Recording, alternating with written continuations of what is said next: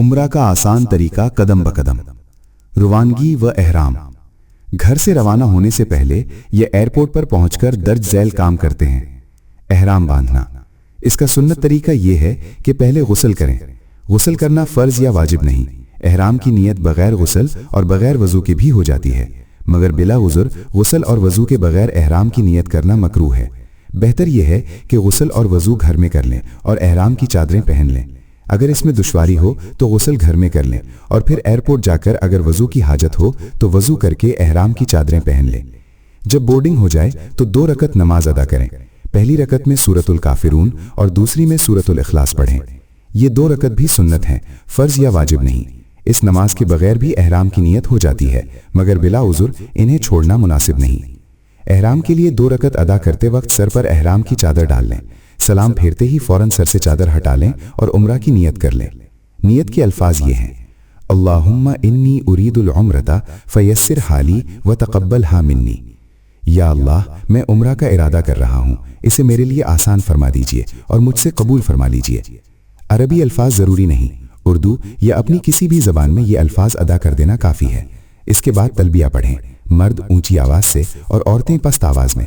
अच्छा है कि 3 बार हो।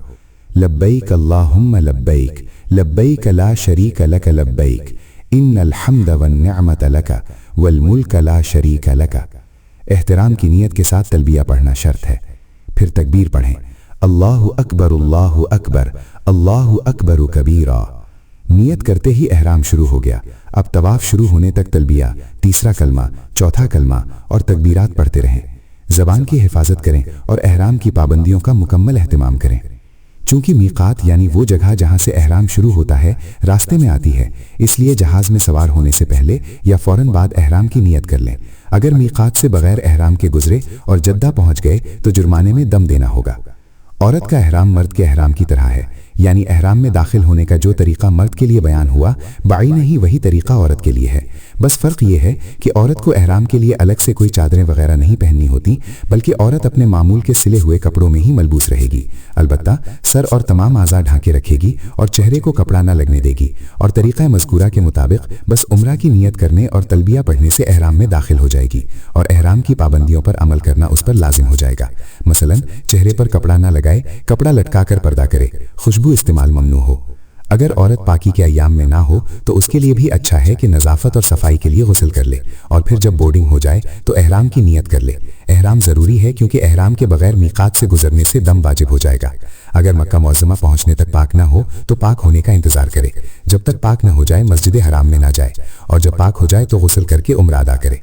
औरतों में सर के लिए जो एक ख़ास कपड़ा मशहूर है, जिसके बारे में ये समझा जाता है कि इसके बगैर एहराम नहीं बनता, ये गलत है। शरन इस कपड़े की कोई हैसियत नहीं। वैसे अगर बालों की हिफाजत के लिए कोई कपड़ा बांध लिया जाए तो मुज़ायक़ा नहीं, लेकिन इसको एहराम का जुज़्व समझना और ये अक़ीदा रखना कि इसके बगैर एहराम में दाखिल नहीं हो सकती गलत है। अगर औरत ने सर पर कपड़ा बांधा हुआ हो तो वज़ू करते वक्त इसको हटाकर मसाह करे। मक्का मुअज़्ज़मा में होटल पहुंचकर इत्मीनान से सामान संभालें। आराम की ज़रूरत हो तो आराम कर लें, फिर अच्छी तरह महल वक़ू को समझें और फिर हरम शरीफ रवाना हों। हरम शरीफ में दाखिला। हरम शरीफ में दाखिल होते वक्त 6 काम करने हैं। सुन्नत के मुताबिक बायां पांव जूते से निकालकर उसके ऊपर रखें, दायां पांव जूते से निकालकर मस्जिद के अंदर रखें, दुरूद शरीफ पढ़ें, बिस्मिल्लाहि वस्सलातु अला रसूलिल्लाह, दुआ पढ़ें, अल्लाहुम्मा फ़्तह ली अबवाब रहमतिक। एतिकाफ की नियत करें। जूता थैली में डाल लें और नजरें झुकाकर तलबिया पढ़ते हुए आगे बढ़ें। जब गोल सफ़े आ जाए तो एक तरफ होकर खड़े हो जाएं। आप मताफ में दाखिल हो चुके हैं। मताफ में दाखिला। मताफ में दाखिल होकर 7 काम करने हैं।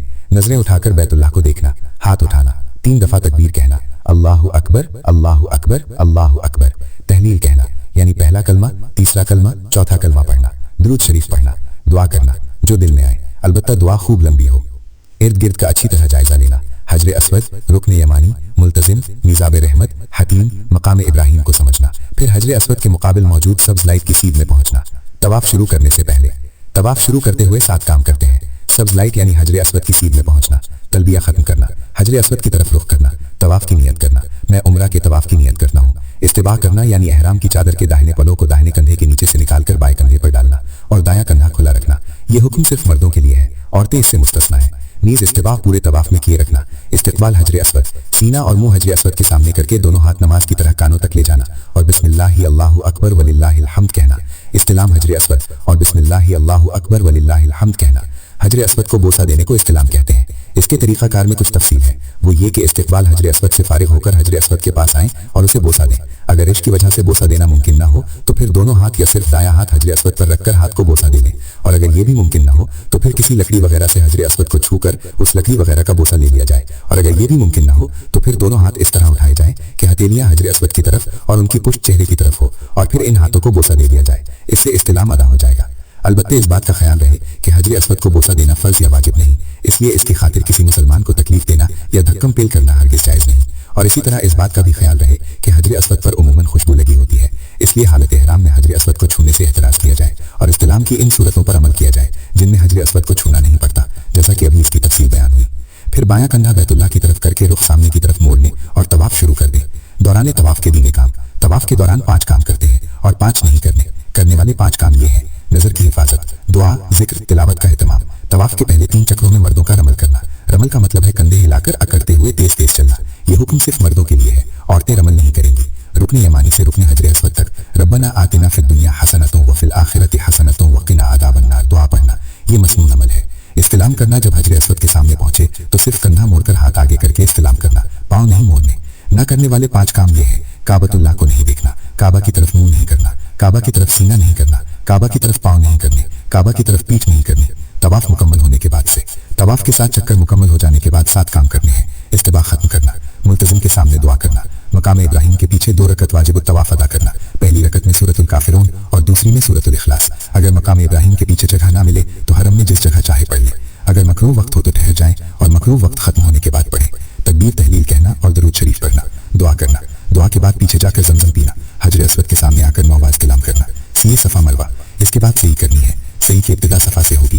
صفا پر 6 کام کرنے ہیں: تھوڑا سا آخر تک چلنا، یعنی صفا پہاڑی کے قریب تک جانا، اور اگر کلی منزل میں صحیح کر رہے ہوں تو صفا کی چڑھائی پر چڑھنا، بیت اللہ کی طرف منہ کرنا، نیت کرنا، یا اللہ میں عمرے کی صحیح کی نیت کرتا ہوں، دونوں ہاتھ دعا کے لیے اٹھانا، تکبیر تحلیل درود شریف اور دعا، آیت پڑھنا: ان الصفا والمروة من شعائر الله فمن حج البيت او اعتمر فلا جناح عليه ان يطوف بهما ومن يتطوع خيرا فان الله شاكر عليم۔ اس کے بعد صفا سے مروہ کی طرف چل پڑیں۔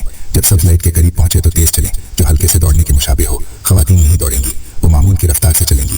اس دوران یہ دعا زبان پر جاری رہے: رب اغفر وارحم انک انت الاعز الاکرم، اے میرے پروردگار میری بخشش فرما اور رحم فرما، بے شک آپ بہت زیادہ عزت و اکرام والے ہیں۔ جب سبز لائٹ والی جگہ ختم ہو جائے تو 1-2 ہاتھ آگے ہو کر معمول کے مطابق چلیں۔ مروہ پر پہنچ کر 2 کام کرنے ہیں: کعبۃ اللہ کی طرف منہ کر کے ہاتھ اٹھانا، تکبیر تحلیل درود شریف پڑھنا اور دعا مانگنا۔ صفا سے مروہ تک 1 چکر، مروہ سے صفا تک دوسرا چکر شمار ہوگا۔ 7 چکر صفا سے شروع ہو کر مروہ پر پورے ہوں گے۔